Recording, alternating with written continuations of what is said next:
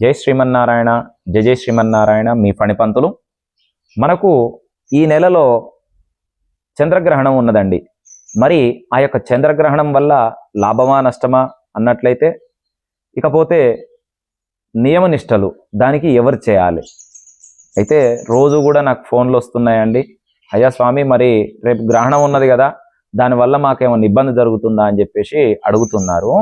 అయితే గర్భిణీ స్త్రీలు పాటించాల్సినటువంటి నియమనిష్టలు ఏమనగా అంటే, ఎవరైనా సరే ముందుగా మన ఇంట్లో ఒక కుటుంబం ఉన్నది అనుకోండి, వాళ్ళంతా చేయాల్సినటువంటి పని ఏమనగా అంటే, నిత్యము మనము ఏదైనా ఒక పనికి వెళ్ళి వస్తూ ఉంటాము, సాయంత్రం కల్లా ఇల్లు చేరుకుంటాము. నిత్యము వేరు, ఈ పౌర్ణమి రోజు వచ్చేసి మనము సూర్యాస్తమయం లోపే భోజనాధికారము చేసుకోవాలండి. ఆ తర్వాత గర్భిణీ స్త్రీ ఎవరైతే ఉంటారో వాళ్ళు ఆ రోజు నాడు ఖచ్చితంగా ఊరు ప్రయాణం అనేది పెట్టుకోకండి. ఊరు పొలమేరలు అస్సలే దాటకండి. ముందు చతుర్దశి రోజు, పౌర్ణమి, తెల్లారి పాడ్యమి, ఈ 3 రోజులు కూడా గర్భిణీ స్త్రీలు ఊరు నుంచి పొరుగురు వెళ్ళడానికి పనికిరాదు. దీన్ని గమనించుకోండి.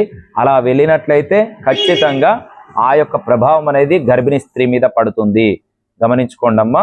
ఖచ్చితంగా మీరు తల్లిగారింట్లో ఉంటే తల్లిగారింట్లోనే ఉండాలి, అత్తవారింట్లో ఉంటే అత్తవారింట్లోనే ఉండాలి. ఇకపోతే గర్భిణీ స్త్రీ మీ యొక్క కడుపు పైన దురద గనక వేసినట్లయితే గోకకండి, గోర్లతో వాటిని రాయకండి. కర్చీఫ్ కానీ ఒక టవల్ కానీ తీసుకొని వాటిపై రుద్దుకోండి, సరిపోతుంది. మీరు గనక గోర్లతో గనక రాపిడి చేసినట్లయితే ఆ యొక్క రాసినటువంటి రాపిడి లోపల ఉన్నటువంటి శిశువుకి అది గ్రహణ శూలగా మారి వాళ్లకు ఈ యొక్క పై పెదవు కానీ పళ్ళు కానీ ఏవైనా ఖచ్చితమైనటువంటి ఒక లోపంతో పుట్టడం జరుగుతుంది. గమనించుకోండి. ఇకపోతే మనకు ఆ రోజు నాడు రాత్రి 9:56 నుంచి మొదలుకొని రాత్రి 1:26 వరకు ఈ గ్రహణం అనేది ఉన్నది. ఆ సమయనందు ఖచ్చితంగా మీరు నిద్రపోయే ఉంటారు కాబట్టి ఎవరు ఏం పనులు చేయరు కాబట్టి ఎలాంటి ఇబ్బంది అనేది కలగదు.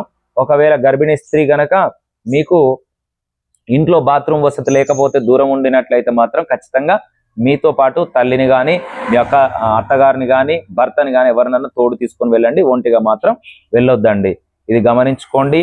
ఈ వీడియో చూస్తున్న అందరూ కూడా నా యొక్క ఛానల్ని సబ్స్క్రైబ్ చేయండి, లైక్ చేయండి. మీ ఫణిపంతులు. జై శ్రీరామ్, జై శ్రీమన్నారాయణ.